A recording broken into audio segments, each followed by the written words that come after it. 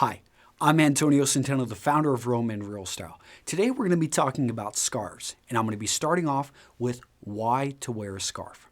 All right, if you haven't already, please subscribe to our YouTube channel. By doing that, these videos will come right to you. In addition, if you like this or you find it useful, I would appreciate it if you would like it down below. And last but not least, I'm going to link you to my free 47-page ebook on men's style. You can grab it right down there. Okay, men's scarves, why to wear.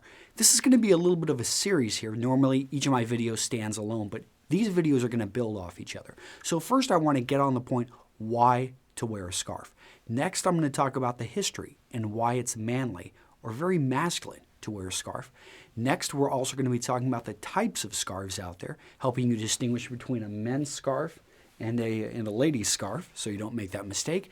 And then I'm going to be getting into how to tie a scarf in multiple ways. So without further ado, let me go ahead and jump into why even wear a scarf. Well, I've got two reasons, and I'm going to leave out the history, the fact that I think it's very masculine, a very practical thing to do, but really it comes down to function and flair or fashion or, however you want to call it. But it comes down to it works and it keeps you warm and it also looks great. Now, with the two, I think the function is more important.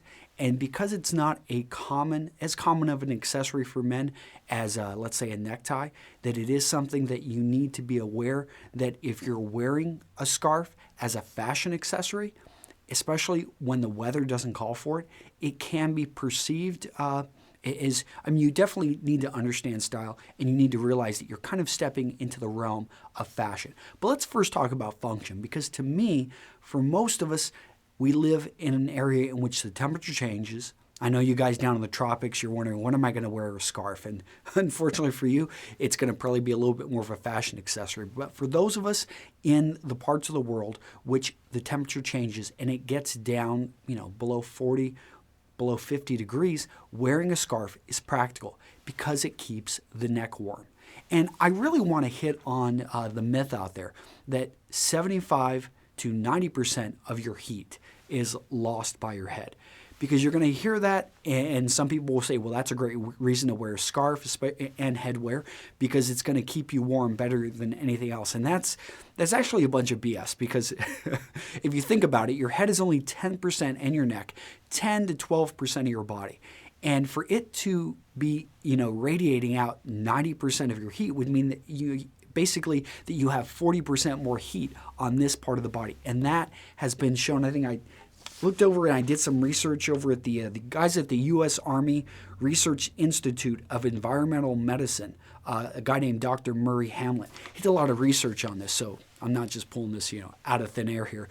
But what he found is that there isn't anything particularly special about heat being lost from the neck or the head. Actually, you lose it, any place you're exposing skin. So that's the big thing to remember, is you don't want to expose skin. So you're going to lose as much heat, in a sense, from your neck as you are from your hands. Now, there is a caveat to this, and if you start to exercise and if you start to move, and the reason being, you've got four arteries, the carotid and the vertebral that go up and down here on the neck.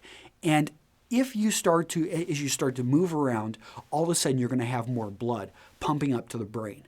And in that case, the amount of heat loss that you can have from your head and your neck exposure, to the elements, if there isn't anything covering them, can increase to 50 to 55%. And so all of a sudden, it makes a lot of sense to have your neck and to have your head covered, especially if you're out commuting or you're going to be engaging in a light exercise, because initially you can lose a lot of heat. And this is a big deal for anyone that's close to suffering from hypothermia, because you start to shiver and all of a sudden you're throwing more blood up into the head, and it can exaggerate, make the problem even worse. So A little bit of background on there. I think that's the reason that we hear that number, or that, that old wives' tale about 75 to 90% of heat loss through the head, is that there can be that surge. By the way, whenever you start to exercise a bit more, the blood will come back, when your muscles start demanding more blood, and that's when it goes down to a regular heat loss of 10%. But the big thing to remember is anywhere you have skin exposed, whether it be the scalp, whether it be the neck, you're going to have heat loss, and so you want to prevent it, and you can do that with a wool, cashmere, or even a silk scarf. At the end of the day, though, you want to form an insulation barrier, and that's where the function of the scarf is, where it works perfectly good, and it makes a lot of sense. Now let's go to the flare, to the fashion. Okay, so you notice I don't have a necktie on, and I've got this black wool overcoat. It's a bit heavy, and so I've got these two colors, and I've got this bit of contrast here. It looks pretty professional, but when I bring in a scarf, or I bring in a color, it's almost like a surrogate necktie. And by doing that, just throwing this over, all of a sudden you can see I've introduced a new color and some pattern, some texture, and it's a very dignified look. Now, I'm not going to normally wear it like this. What I would do is tuck it under at least. Even if I don't, let's just say I'm going to be wearing the drape here. You see a lot of business guys wearing this, but you see my jacket is going to keep this in place, and so you can still see, you should be able to see just a little bit of the shirt here popping out, but you can clearly see that now I'm starting to cover the back of my neck, and I'm just filling up this space here. Now, my overcoat is pretty cool. I designed it myself, and it can seal up here, but what this also does is it fills up the area here and prevents air and wind from going back down. So not only does my overcoat do a pretty good job, but you can't maybe see the back here, and it covers up the back of my neck and is going to fill up that empty space, kind of like insulation in a house, and it's going to prevent air from moving down. So I would need to top this off with a knit cap or something like that.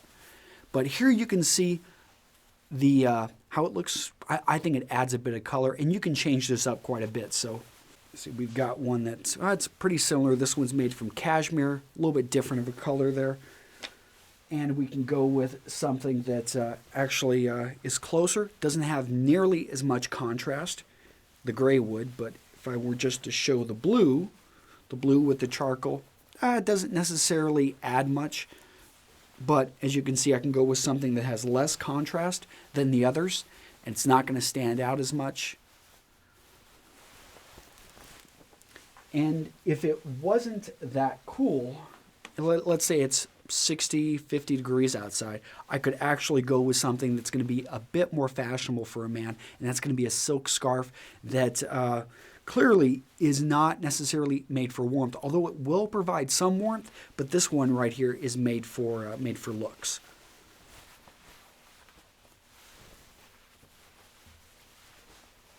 All right, you can kind of see the look there that I'm going with.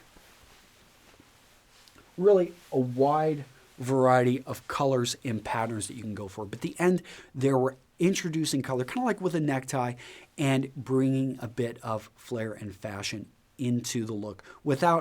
Still, it's at the end of the day, we're focused on function, and that's the big thing that we've added there.